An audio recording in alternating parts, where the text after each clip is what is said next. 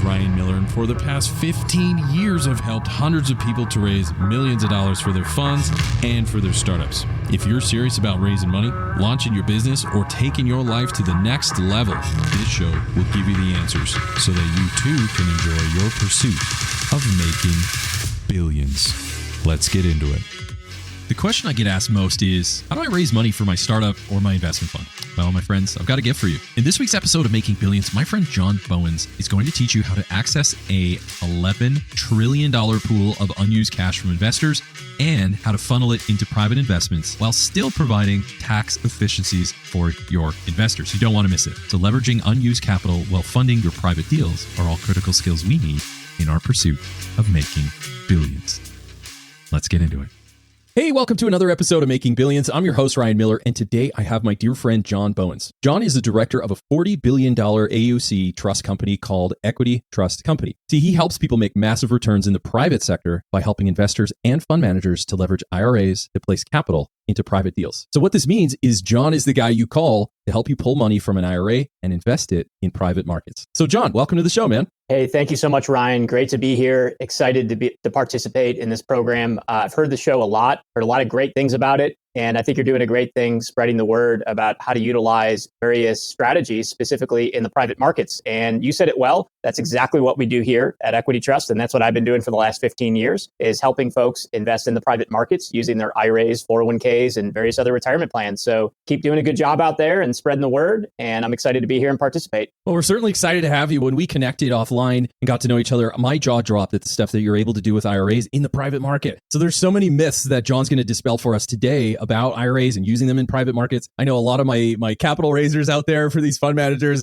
they're already salivating just to hear what John has to say about how to tap into this massive $1 trillion market that we call IRAs, and how John's company helps private markets to access those capital in those IRAs legally. So before we get in, and we're going to get into all that, but before we do, maybe you can bring us to speed. Like, how did you become an expert? Where did this all begin for you? Yeah, Ryan. So where it began for me is 20 years ago, I got involved in real estate. And while I was getting involved in real estate, working for a small mom and pop real estate company, I was working my way through business finance school. And my trajectory, I thought at that time, would become a financial advisor or financial planner. And everything I learned academically was, call it the 60-40 model, 60% public equities, 40% fixed income, but it was all public market investing. And I learned a lot about IRAs, 401ks, and various other retirement plans, and the power of compounding interest in the absence of taxation is what I call it. And so I knew that these retirement plans were powerful from a, again, compounding interest perspective, a wealth preservation perspective, and estate planning and legacy planning perspective. But everything I learned was in the public markets. So my brain was trained to think and associate IRAs and retirement plans with the public markets, with the stock market. And so I was working for this real estate company, and the father and son who ran this company, they had created all of their wealth in real estate, in commercial real estate and residential real estate. And I got to know and got very familiar with real estate investing and got very passionate about it. And so I went to them at this time. This was, call it, maybe 18 years ago. And I said, hey, you've never talked about IRAs, 401ks, or other retirement plans. And they were, call it, mentors to me. They taught me about real estate. They taught me about business and entrepreneurship. And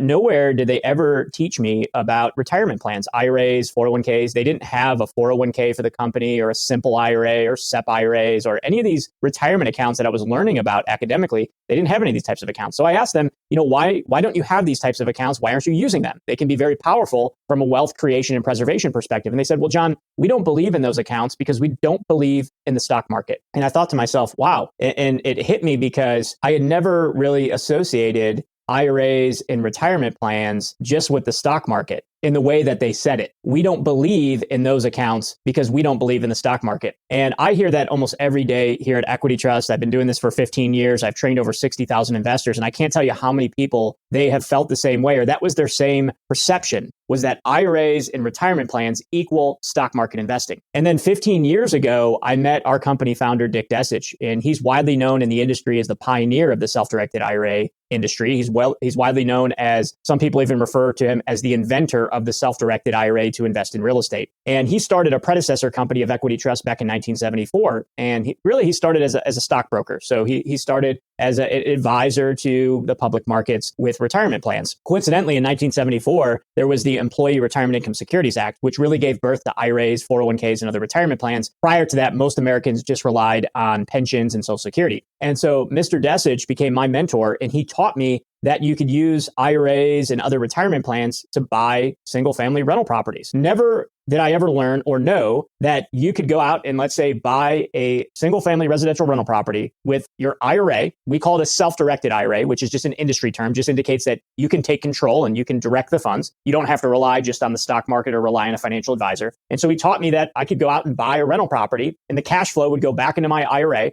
And then I could sell that property eventually and all the profits go back into the IRA and I have no long-term capital gains tax. And I thought, wow, that makes a lot of sense, but is this real? And then I started examining the tax code. So I started going to 4975 of the tax code and the various IRS publications. And sure enough, I found directly on the IRS website that real estate is a permissible investment. But due to the administrative burden, most financial institutions just don't allow you to hold these types of investments. So it's not a matter of legality, but rather a matter of choice. Most financial institutions are just not geared, have the technology systems, the infrastructure, or the personalized support to be able to help investors invest in these alternative assets. But I uncovered Equity Trust 15 years ago and met Mr. Desich and learned that his company specializes in this. And so then I learned that it's not just real estate. It's not just owning a piece of real estate, like in a real estate syndication or a real estate fund or a private real estate investment trust. It's not just owning land, but I could also use my self-directed IRA or 401k rollover or SEP IRA or Roth IRA or other account. I could use these different accounts to invest in the private markets, not just real estate, but I could invest in a privately held company. For example, I had a customer that had an opportunity to invest in privately held shares of a software company that was developing human resources systems. And so he used his IRA to buy privately held shares in this company. So you can do private direct investments. I learned that it's not just using your IRA to invest in privately held companies, maybe even a privately held shares of a bank. You had mentioned that before you hit record, Ryan, is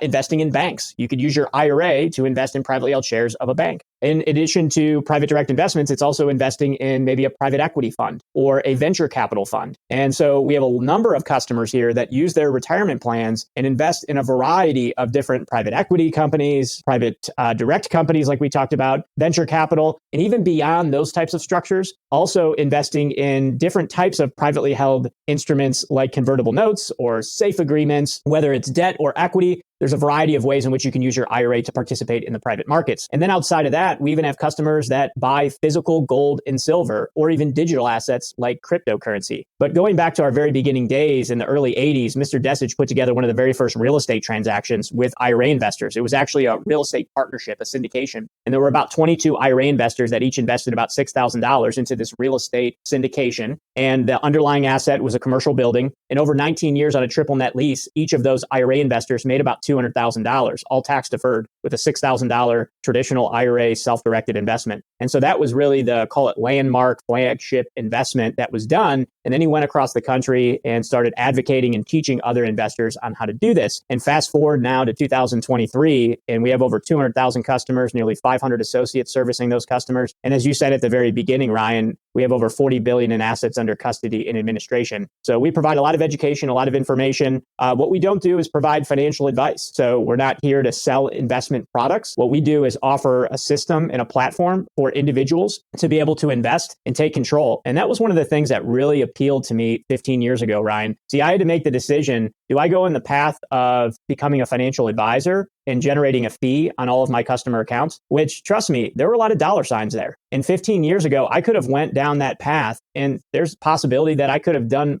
more. I could have done better for myself, if you will, financially from an income perspective. But see, Ryan, 15 years ago, that was not of interest to me. It didn't make sense to me to pigeonhole people into one specific asset class, the public markets. And I had a lot of passion and I was getting a lot of experience around the private markets. And I am really glad that I made that decision because it's really changed my life and it's allowed me to change the life of so many investors across the country, over 60,000 investors that I've trained. And so now my wife and I, we deploy our retirement account capital into single family rental properties, private money loans secured by real estate to investors, and a variety of other private market investments. So regardless of what's happening in the stock market, we have a lot of confidence in the control that we have over the use of our IRA funds and ultimately being able to chart our own destiny rather than relying on what's happening in the public markets or rely on a financial advisor or financial planner that may not be able to offer the types of private market investments that we want to participate in. Man, that is very well said. So as you can see, like I said, the capital raisers are just licking their chops, just getting ready to talk to you. And so, just to distill a little bit of what you said is saying, hey, we can help facilitate that. So a lot of people just assume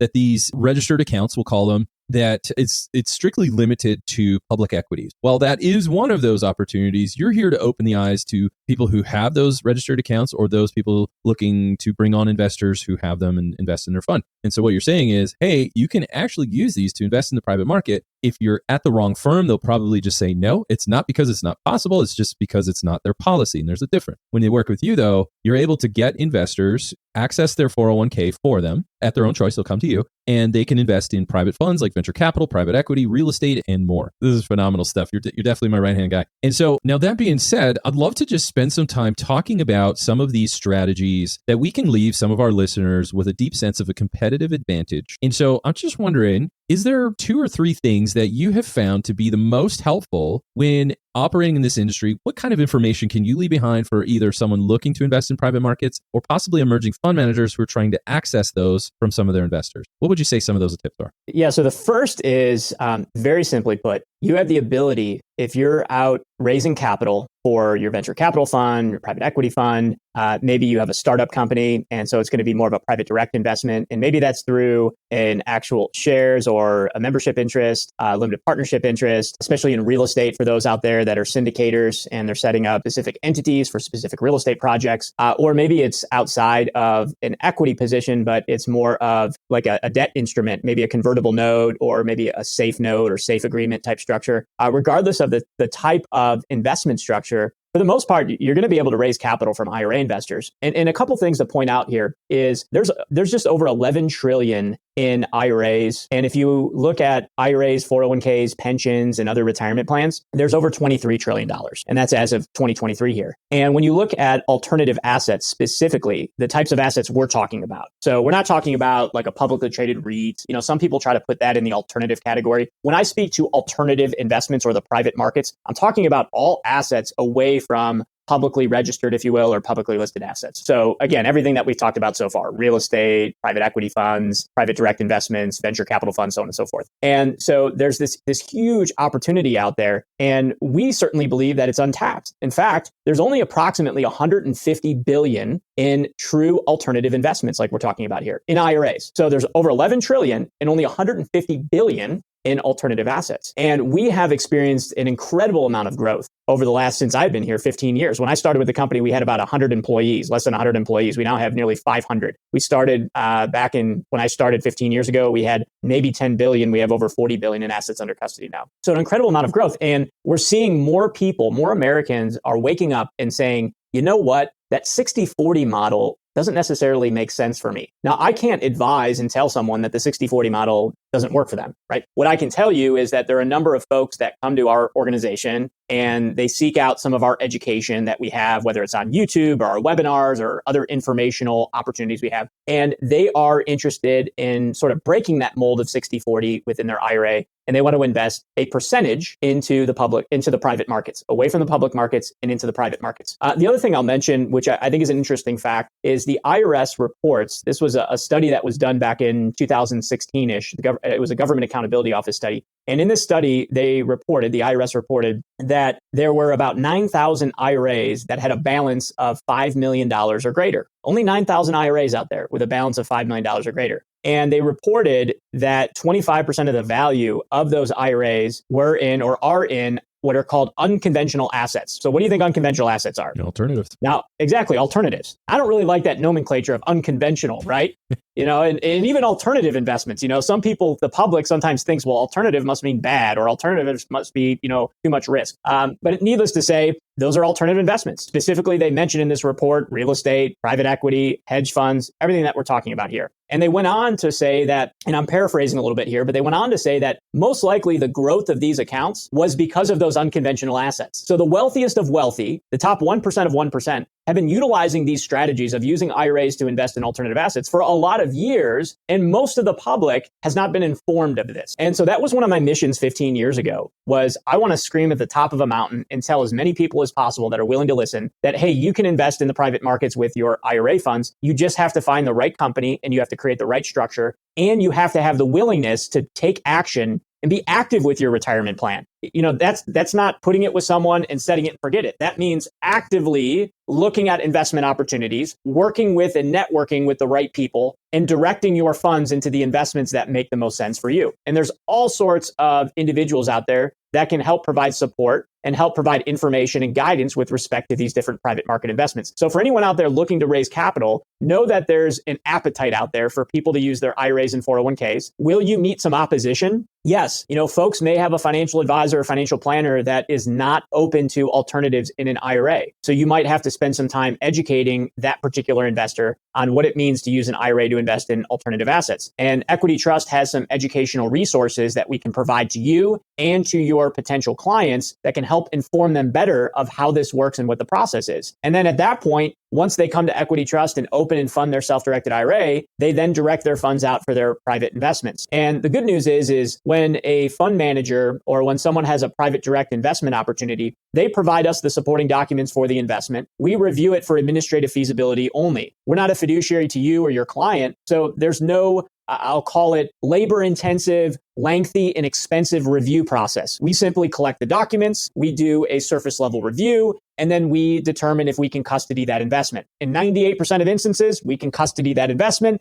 and then the customer comes to Equity Trust. And so what that allows our customers and the folks that are referring us clients, the fund managers, the private equity managers, the hedge fund managers, so on and so forth, this allows them to have the peace of mind knowing that they're going to be able to do things very quickly and they're going to be able to do it at a reasonable cost. So it's not going to cost thousands of dollars to work with Equity Trust. The customer doesn't have to pay thousands of dollars. And you'll learn that fund managers, they aren't paying Equity Trust. The client is paying an annual fee in order to direct their funds for their investment. So it's a pretty straightforward and simple process for folks to be able to direct their funds from their IRA into various private market investments. That is phenomenal. And you had something called a little site. I'd love for you just to spend 30 seconds talking about what investmentdistrict.com is to you. Yeah, absolutely. It's a public domain through Equity Trust. It's called investmentdistrict.com. And so at Equity Trust, as a directed custodian, we can't sell investments, nor do we want to sell investments.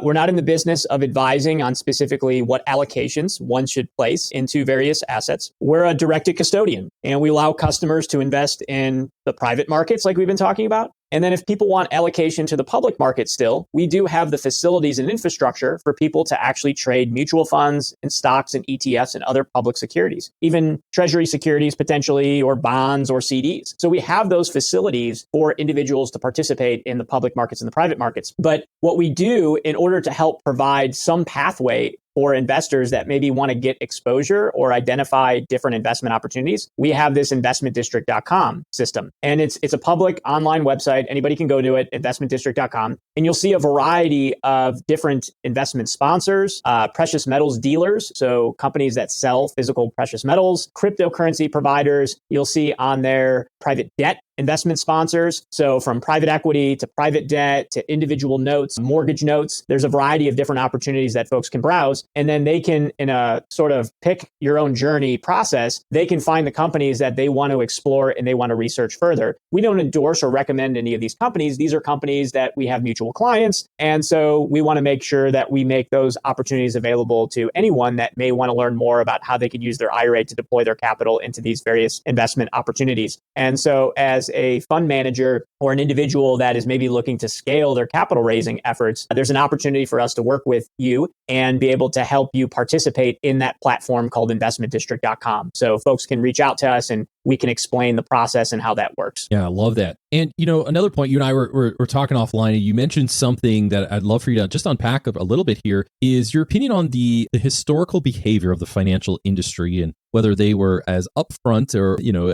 I don't know if we want to use the word misleading or not. That's a strong term, but I'd love for you to unpack just your viewpoint on the financial services industry and just maybe they haven't been telling everything to their clients. Is there anything that you can speak to that? Yeah, and it really goes back to my upbringing academically and that decision I made 15 years ago. And I don't know if I would say misleading. I think that some folks, some consumers, investors are misled to think that they can only invest in the public markets, or investing in the public markets is the safest way for them to invest. And I will say that investing in the private markets is not for everybody. There are some folks out there that don't have the tolerance for it. They don't understand it. And maybe investing in the private markets isn't right for them. But a lot of the folks that I spend time with, a lot of the folks that I network with, and Ryan, I know a lot of the people that you bring on your show and the folks that you network with, and we have a lot of common acquaintances, they've made their money. They have created wealth far in excess of what the stock market has made over the years by investing in the private markets. And during turbulent times, they have been able to weather the storm. And so those are the individuals that I've spent a lot of time with, because those are the individuals that I see finding a lot of success. Now, let me make sure I mention that investing in the private markets, of course, carries risk. And you have to understand when investing in private market assets that although the returns could potentially be much better, the risk could be greater. And you have to assess that as an investor, and you have to understand where your tolerance levels are. And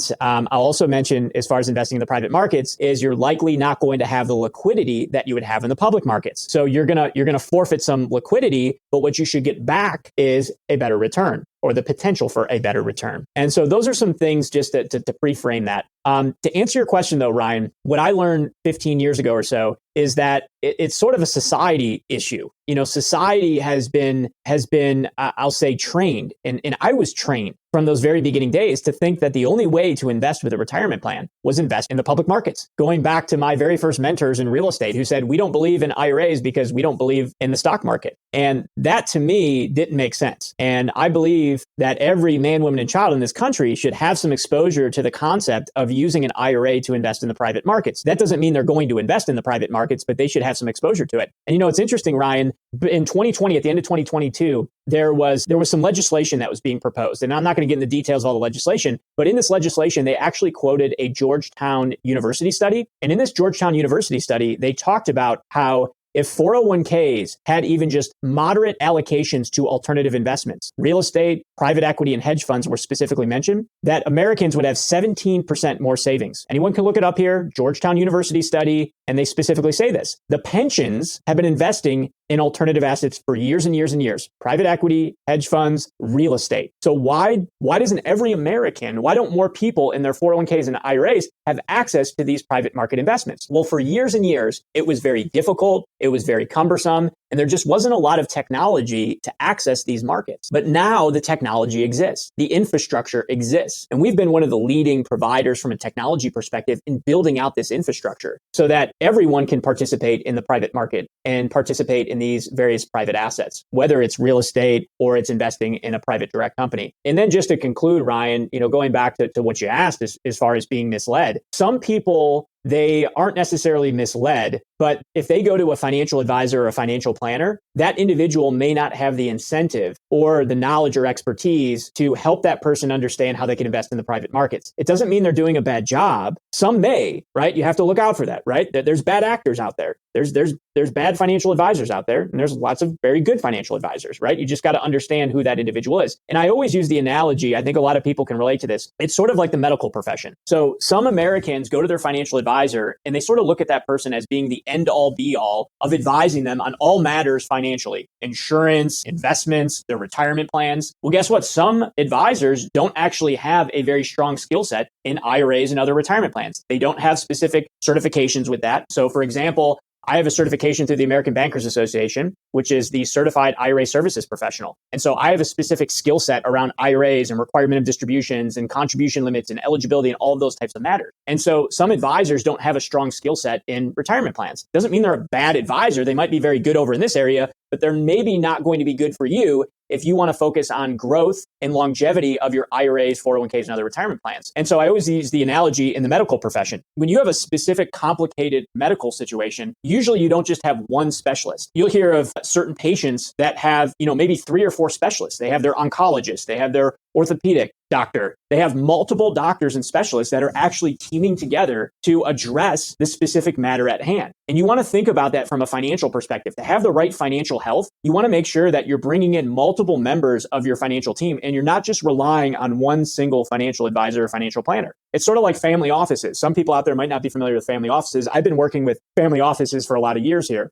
And for those of you that aren't familiar, a family office, generally when someone gets to about $100 million or more in net worth, at that point, it makes sense for them to start their own family office where they have a CPA, they have investment managers. It might be just a team of 3 or 4 people, or it might be an office of 10 people, depending on how much net worth they have and how much assets they have to manage. And so the wealthiest of wealthy people use multiple people to manage and preserve their wealth. There's a reason why the Rockefeller family wealth has lasted many, many generations. And then a lot of other people, it's only lasts maybe 1 or 2 generations, right? And so we as individuals, in the way that I manage my money for my wife and I is I try to take the same strategies and techniques that the wealthiest of wealthy people are using, and I just do it in the small confines of our family unit, right? A lot of times the strategies are the same. They might be on a much smaller scale, but the strategies are the same. And so I know that was a little bit of a long-winded answer, but I can't encourage folks more to do their own due diligence and treat Equity Trust as one member of their financial team, just like all of the other individuals that they're working with and networking with. Man, phenomenal answer. Just for basic stuff, not necessarily for the fund manager or anybody, but anyone listening who is interested in leveraging their, even getting an IRA. Because look, I have people, I just got news that there's a high school in Texas that listens to the show to learn about finance. So we've got listeners from all kinds of places and ages and different experience levels. Just wondering, let's really simplify it. I wonder if you could just walk through just real quick basics of the Roth IRA. Absolutely, Ryan. And I'm glad to hear that there's a high school out there. If I could help mold the minds of the youth of this country and how powerful these IRAs and Roth IRAs are, that would absolutely make my day. So I'm really excited to hear that. The Roth IRA, I consider to be one of the most powerful financial tools. And here's the reason why. A Roth IRA, when you put money in, the money goes in after tax. It grows tax-free. And when you take the money out, you pay 0% tax. I call this, again, compounding interest in the absence of taxation. Incredibly powerful. I invest as much as I can with my wife and I's Roth accounts. We buy real estate. We make private money loans. We do all sorts of investing with the Roth. And we'll never pay tax. We'll never pay tax on the growth. We'll never pay tax on any of the distributions. So as long as we follow all the rules and all the guidelines. Now, let me put this into perspective for folks. I have a client, and this is a little smaller transaction, but imagine when I tell you this, how this can build over time. So a client I worked with last year, he had about 13,000 and some change in a Roth IRA. And he's from Dayton, Ohio. He flips real estate. And he found a deal. He found a single family property and he bought it. The purchase and rehab was $75,000. And his investment with his Roth IRA was only about $13,000 and some change. But where did the other money come from? Again, this was a $75,000 deal. Well, he brought in an investor partner. So he had an investor partner that wasn't related to him. He brought that individual into the deal. They created a joint venture and they flipped the house and he ended up making $34,000 tax-free in his Roth IRA. He grew his Roth IRA from $13,000 and some change to over $47,000 and he paid 0% tax, no capital gains tax. Eventually, when he takes the money out after the qualified retirement age of 59 and a half, he'll pay 0% tax. He'll likely continue to grow that account tax-free. And if he decides to not use it in his retirement, but instead maybe he wants to leave it to his children or he wants to leave it to his grandchildren, he can then leave it to those family members and they pay 0% tax. The Roth IRA can be an incredible estate planning and legacy planning tool, not just a tool for retirement savings and planning. I have another client, a husband and wife, that started with about $200,000 in old 401ks. They rolled those over into traditional IRAs, and then they converted their money into Roth IRAs. They did this back in 2010, and they refer to themselves as stock market refugees. Their names are Kevin and Cynthia. And so they came to Equity Trust, they rolled their money over, they converted it to Roth. They paid about $75,000 to convert that money from a traditional to a Roth, which anyone can do that. You can convert your money from a traditional to Roth. You just got to pay the taxes now, and then you don't have to pay the taxes later. And so they've done well over 20 real estate transactions, and they've grown their Roth IRAs to over $1 million in properties, and they still have 14 properties in their Roth IRAs generating $130,000 in tax-free cash flow. And that's after all expenses. That's net tax-free cash flow. They pay 0% tax and they're over 59 and a half. So they can distribute money anytime they want and pay 0% tax. But when I asked them, what do you plan on doing with the account? They said, John, we have like 100 rental units outside of our Roth IRAs. We don't plan on ever using any of this Roth IRA money. They want to leave it to their children. And if their children have children, they can leave it to their grandchildren. And the children or grandchildren pay 0% tax. So I can't encourage folks enough to consider the Roth IRA. I'm not telling you that you have to do it. I'm just telling you, consider it, research it. And lastly, I'll close up this segment with mentioning that some people are told or think that they can't contribute to a Roth IRA because they make too much money. See, there are these rules. They're called MAGI limits, modified adjusted gross income limit. And basically what these limits say is that if you make too much money, you can't contribute to a Roth IRA. So for example, if you're married filing jointly and you make over $218,000 in a year, you can't make a full contribution to a Roth IRA. But here's the deal. Here's what you can do. You can do what's called a backdoor Roth contribution. So viewers can listen, listeners can write that down. Backdoor Roth contribution. It's not a legal term. You're not going to find it in Publication 590 or IRC 401 or 408. All right. That's light reading for any viewers out there that are going into screensaver mode. So you can contribute first to a traditional IRA, and then you can immediately convert over to a Roth IRA. Again, this is known as a backdoor contribution because there's no limitations on contributing to a traditional IRA as far as your income is concerned. You just have to have earned income. So you go into a traditional, and then you immediately convert over to a Roth IRA. And so when you hear in the news, how in the world does that multimillionaire have a Roth IRA with millions of dollars in it? How in the world did these people grow their Roth IRAs to over $5 million? Unconventional asset investing. And they oftentimes do it through creative ways to get money into the Roth. And one of those ways is this backdoor Roth contribution that I'm talking about. So some people out there might have 401ks, 403bs, other retirement plans. As long as you're eligible, you can roll those over into a self-directed IRA. If you want to convert, you can. You don't have to. Tax-deferred savings is still very powerful. Tax-free savings could be considered even more powerful, but it just depends on an individual situation and where they're at in their life. And I think that's really important to mention, Ryan, is that moving money over from one account to another, it does not trigger a taxable event. Meaning if you have a 401k and you roll it over into a traditional IRA, you're not going to have a tax or penalty as long as you go about it the right way. If you then want to convert it to a Roth, yes, you're going to pay the taxes because you're going from tax deferred to a tax-free Roth. But just rolling money over from one financial institution to equity trust via a transfer from an IRA or a rollover from a 401k, there's no taxes or penalties. And you're not borrowing against the account to go buy real estate or invest in private market investments. Your IRA is actually making the investment. Your IRA is going to take registration or take title to that specific investment. So when my wife and I buy real estate with our IRA, the deed to the property says equity trust company custodian for the benefit of our IRA. Or if we invest in a privately held company, the shares, let's say, of that privately held company are in the name of our equity trust IRA. And then all the profits flow back into our IRA and we get to recognize the tax advantages. Wow, phenomenal. So for all of you, either holders of your IRA or private investors, both of these, as you can see from listening to John, that there is a very solid market for getting capital out of these vehicles and into private investments, not only for the holder of those investments, but also the private fund manager. So as we wrap things up, is there if people want to reach out to you to get more information, what's the best way to connect with you and Equity Trust Company? Yeah, absolutely. So website's a great resource to get more information, trustetc.com. So that looks like trustetc.com, or just search Equity Trust Company. We're easy to find. For folks that maybe want to sink their teeth into some more information or education, we have a lot of video content, educational video content on YouTube. So you can go to YouTube, just search Equity Trust Company. Ryan, I love the content and information you provide to the public, real education and content, not hype or fluff. And we're the same way. I think that's why our goals are very much well aligned in terms of educating the public. And so you'll find our YouTube page and videos is very content rich. So I encourage folks to go there as well. And when they go to our website, they'll find our phone number. So if somebody wants to call in and speak to one of our IRA counselors and ask questions and talk about how you can potentially educate your clients better on using self-directed IRAs, or maybe you're a fund manager or you're somebody that's out raising capital, but you're also investing your own money. And maybe you want to invest with other investors. Well, you can absolutely do that with your IRA or 401k. And you can imagine if you're using your IRA or 401k and you're investing in private market deals, and then you're out raising capital and educating people on, hey, I do this as well, and here's the company that I do it with, that obviously can provide a lot of credibility there. So I'd encourage folks to consider that as well. But Ryan, really appreciate it. And, we're easy to find online. Our office is in right outside of Cleveland, Ohio, in a city called Westlake. We also have an office in Sioux Falls, South Dakota. We are chartered in South Dakota as a non-depository trust company. So that allows us to be an IRS-approved custodian to custody these IRAs and the alternative assets within these IRAs. And if anyone was ever interested in seeing our brick and mortar here, our facility, which is where I'm actually sitting in our recording studio in Westlake, Ohio, folks are more than welcome to pay a visit to Cleveland, Ohio. I know there's oftentimes not a whole lot of reason for people to come to Cleveland, Ohio.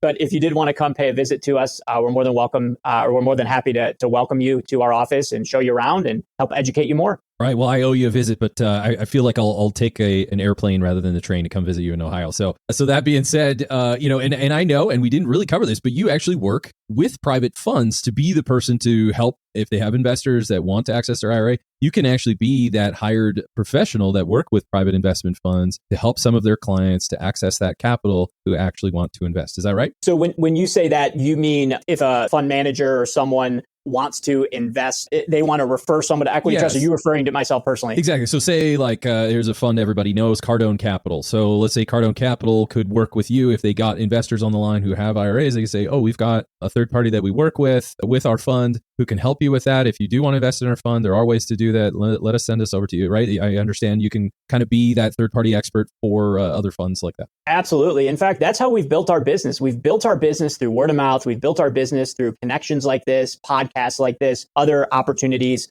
Ryan, I know you routinely are invited to speak on some very large stages with a lot of notoriety. And so that's what we do. We shout from the top of a mountain about how this works because a lot of people aren't familiar with it or know how it works. And if someone has a fund or is raising capital, they can use us as that vendor, if you will, that service provider that they can refer clients to and have the peace of mind knowing that those customers are going to be taken care of. And those customers aren't going to be sold into a different investment or advised in a different direction because we're unbiased. We're agnostic to the types of investments. We don't give investment advice. And we can help that customer and help you and take them by the hand and help them open their account and fund their account and then direct their funds for their investment. So we're very hands-on with our customers. Every customer that comes through our doors, we have a single point of contact that works with them through their entire process of setting up the account and making their investment. And then, of course, if you're the fund manager, you're going to be working with a dedicated contact here that's going to help them through that process. And we do work with a lot of the large private asset providers out there because they've identified us as one of the largest, if not largest, alternative asset custodians in the industry. And they want to make sure they're working with a company that's been around for a very long time and a company that can provide the individualized, personalized service that they desire for their customers. Yeah, that's brilliant. So,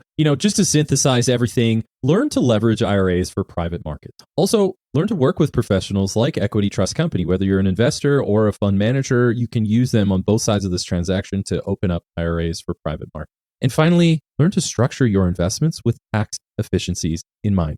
You do these things, and you too will be well on your way in your pursuit of making billions.